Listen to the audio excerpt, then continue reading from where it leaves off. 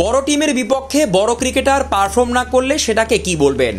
ভারী রেকর্ড, পরিসংখ্যান কিংবা র্যাঙ্কিং দিয়ে কি লাভ যদি জায়ান্ট টিমের বিপক্ষে তা ফুটে না ওঠে? দেশসেরা ফিনিশার কিংবা সেরা অলরাউন্ডার তকমা দিয়েও কেন বড় টিমকে হারানো যাচ্ছে না? দলের সবচেয়ে অভিজ্ঞ ক্রিকেটার হয়েও সাকিব আল হাসান ও মাহমুদুল্লাহ রিয়াদ এক্সট্রা অর্ডিনারি কিছু করতে পারছেন কি? বলা যাক সেই গল্পটাই।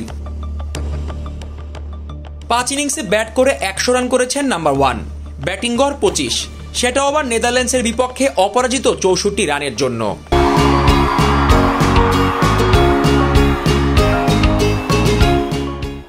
বিশ্বকাপে এখন অবধি সাকিবের সেরা ইনিংস এটাই।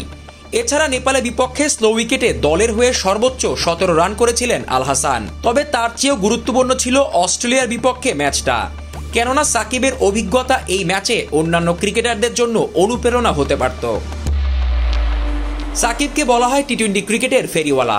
বিশ্বের বিভিন্ন ফ্র্যাঞ্চাইজি লিগে খেলে বেড়ান তিনি। ক্যারিবিয়ান প্রিমিয়ার লিগেও খেলেছেন সাকিব। ওয়েস্ট ইন্ডিজের পিচকে ভালোই চেনার কথা তার। তাই তো অস্ট্রেলিয়ার বিপক্ষে সেই বড় ম্যাচে অলরাউন্ডার সাকিবকে বড্ড প্রয়োজন ছিল বাংলাদেশের। অজিদের বিপক্ষে হতাশ করেছেন সাকিব। এদিন মাত্র 10 বল খেলে 8 রান করেছেন তিনি। বল হাতে বোলিং করতেই আসেননি তিনি। দিন শেষে এমন বড় প্রতিপক্ষের বিপক্ষে যদি নাম্বার 1কে খুঁজেই না পাওয়া যায়, তাহলে দিন শেষে র্যাঙ্কিং আর রেকর্ড বুক দিয়ে কি লাভ?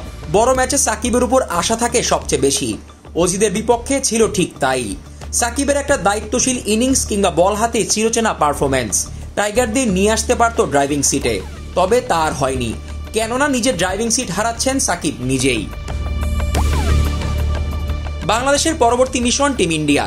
ভারতের বিপক্ষেও যদি মলিন থাকে আল হাসান, তাহলে দিন শেষে র্যাঙ্কিং, পরিসংখ্যান বা অজস্র রেকর্ড কোনো কিছু দিয়ে আদৌ কি লাভ হবে, সেই প্রশ্নটা থেকেই যাচ্ছে। তাছাড়া দলের সবচেয়ে অভিজ্ঞ ক্রিকেটার তিনি, তাই তো অভিজ্ঞ সাকিবের পারফরমেন্স অনেক ভাইটাল টাইগারদের জন্য।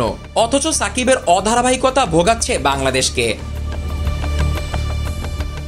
সাকিবের মতো একই দশা মাহমুদুল্লাহ রিয়াদেরও।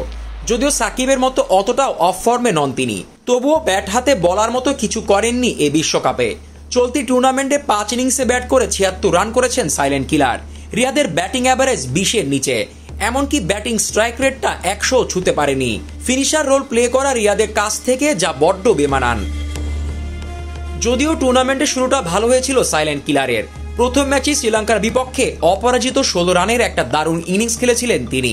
দক্ষিণ আফ্রিকার বিপক্ষে 20 রান করেছিলেন রিয়াদ, তবে ধীরগতির সেই ইনিংসে 27টা বল খেলেছিলেন তিনি। নেদারল্যান্ডসের বিপক্ষে ভালো ব্যাটিং পিচেও 21 বলে 25 রান করে শেষ হয় সাইলেন্ট কিলারের ইনিংস। সুপার 8-এ অস্ট্রেলিয়ার বিপক্ষে মাত্র 3 বলে 2 রান করেই শেষ হয় রিয়াদের ইনিংস। সব মিলে সাকিবের মতো আপস অ্যান্ড ডাউন পারফরমেন্সে আছেন মাহমুদুল্লাহ রিয়াদও। অথচ আল হাসানের পর অভিজ্ঞ ক্রিকেটার সাইলেন্ট কিলার, দেশসেরা ফিনিশার বলা হয় তাকে। এখন অবধি বাংলাদেশ ক্রিকেট রিয়াদের মতো কোনো ফিনিশার তৈরি করতে পারেনি। ঠিক এই কারণেই রিয়াদের কাছে প্রত্যাশার পারদ ছিল অনেক বেশি, তবে তার দেখা গেল কই।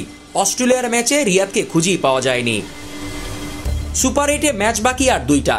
বাকি 2 ম্যাচে বড় দলের বিপক্ষে বড় তারকার মতো পারফর্ম করতে পারবেন তো সাকিব রিয়াদ? তাই দেখার অপেক্ষায় থাকলো দেশের ক্রিকেট ভক্তরা। Zisan Ahmed, BD cric time.